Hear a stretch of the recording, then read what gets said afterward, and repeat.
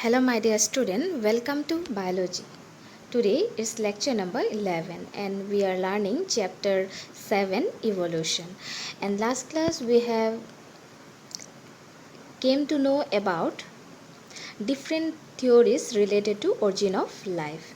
So my dear student, today let us see another topic related to evolution. So today our topic is evidence for evolution. Okay, so my dear student, today let us see that what are the evidence that tells us about evolution. So some of the evidence that support evolution and shows us how the changes of life that occur on the earth. So number one is paleontological evidence. So number one evidence is paleontological evidence. So paleontology is the study of past life based on fossil records. So my dear student, paleontology is the study of past life based on fossil records. So on the basis of fossil study, what happened, some records have been made about the past life. Okay, so that type of study is known as paleontology. Then fossils are remains of hard parts of the ancient organism that are generally preserved in the sedimentary rocks or other media like volcano ash, ice, pit box, sand, mud, etc. So my dear student, what are fossils? Fossils are the remains of hard part of the ancient organism. So fossils are the hard part of the ancient organism. That means the organism that lived on the earth. So after they died, what happened? Some hard part of their body that remain on the sediment rock. Okay, so sediment rock, and it became preserved there, and after many years when we find that sediment rock, so they preserve that fossil, and from that fossil study we can get certain evidence that support evolution. Okay, so what are fossils? Fossils are the remains of hard part of the ancient organism that are generally preserved in the sedimentary rocks or other media like volcanic ash, ice, pit box, sand, mud, etc. Okay, so other than sedimentary rocks, fossils can be found on other medium like volcanic ashes, okay, then ice, then pit box, sand, mud, etc. Clear? These conditions cut off the oxygen and prevent decay. So these fossils, okay, so we know that if oxygen remain there, then what would happen? Oxidization will occur, then that fossil may not be created. But in the formation of fossil, what happened? This condition totally cut off the oxygen is totally cut off, and what happened? They prevent decay, so decaying is not seen. So that hard part of that ancient organism remain on that sediment rock where oxygen is totally cut off. As a result, they remain preserved there. Okay, so this is how the paleontological evidence may give us some evidence related to evolution. Okay, so this may also be formed from an impression of the body parts. So fossils may also be formed from an impression of body part, example footprint.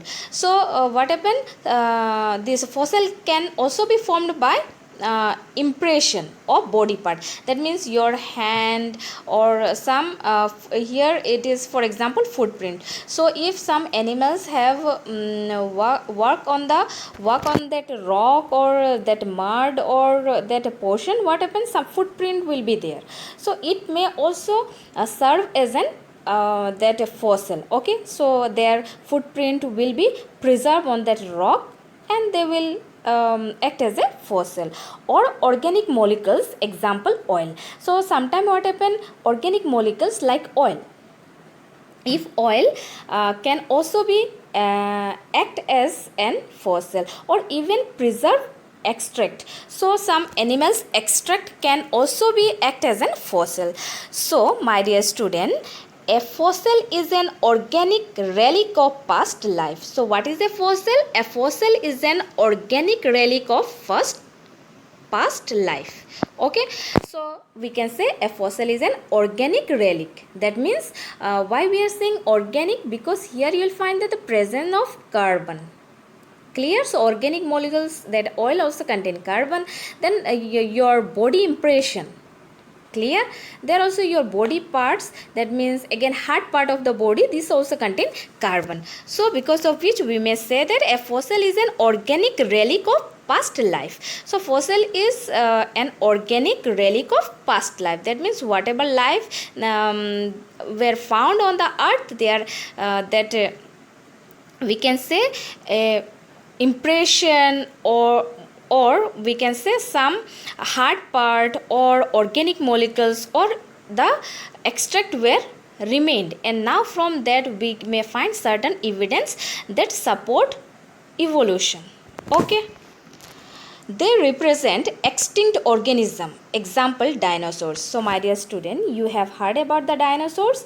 So we know that a million years ago what happened, dinosaurs ruled the world. So they were very giant in structure. So how we came to know about dinosaurs? We human of today world have never seen dinosaurs, yes or no?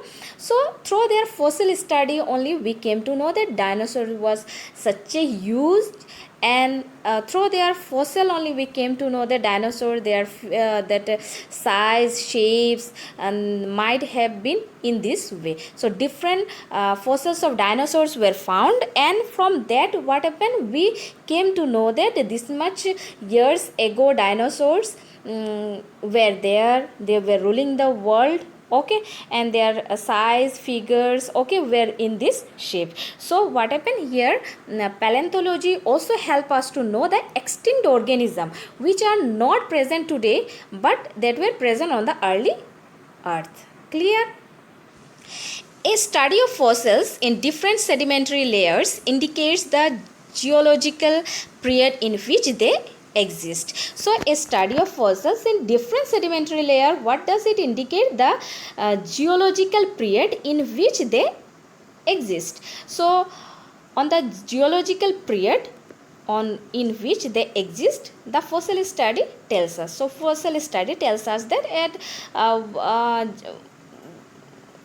which period they were there. Okay, so fossil study actually give us that evidence. Okay, so all this is called paleontological evidence. So all this together is known as paleontological evidence. So my dear student, I hope that you have understood what is paleontological evidence. So from fossil study, if we find the geological period in which the organism had lived on the earth, then these all evidence are known as paleontological evidence. Okay. Now my dear student, age of fossils can be determined by the following methods. So my dear student, we should know that how we can determine the age of fossils. Now we have found some fossils on the sedimentary rock. Now how we will come to know that these fossils, okay, what is the age of that fossil? That means how many years back this animal or this part of that organism if you find, then you can calculate that how many years back they were here on the earth. So today let us see some of the methods that help us to determine the age of fossil. Number 1, radioactive carbon, that is carbon 14 dating method. So radioactive carbon dating method is one of the method that is used for determining the age of fossil.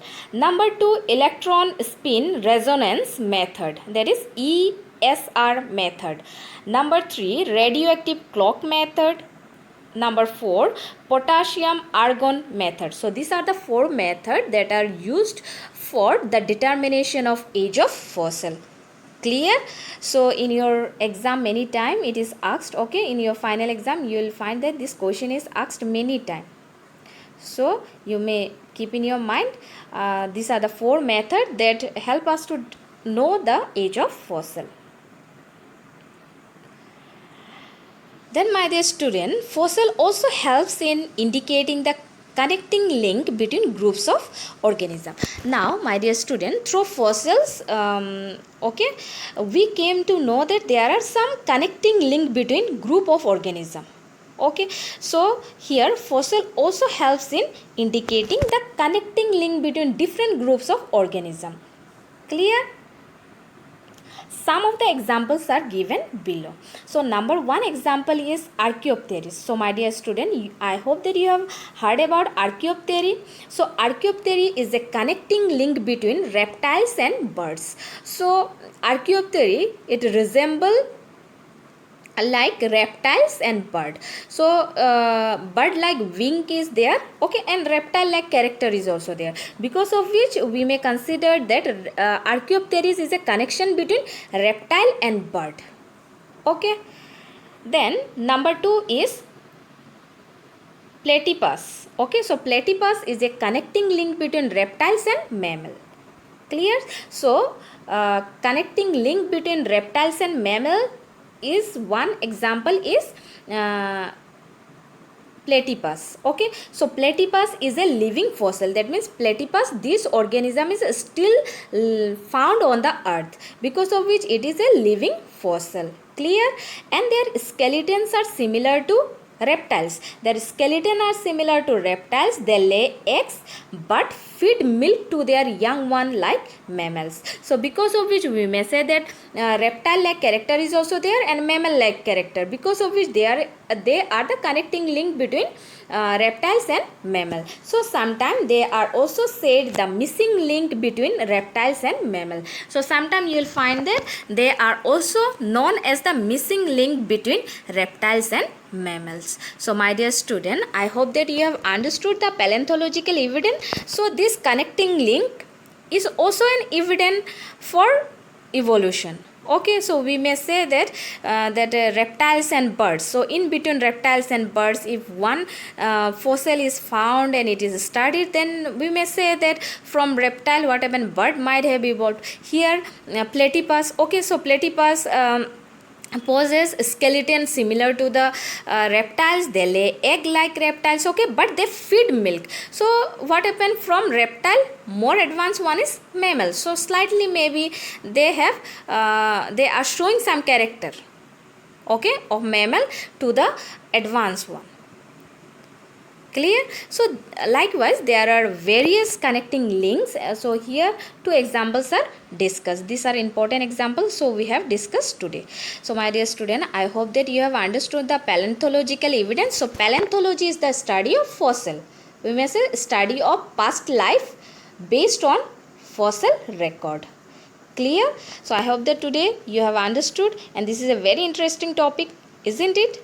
Okay, so thank you and have a good day.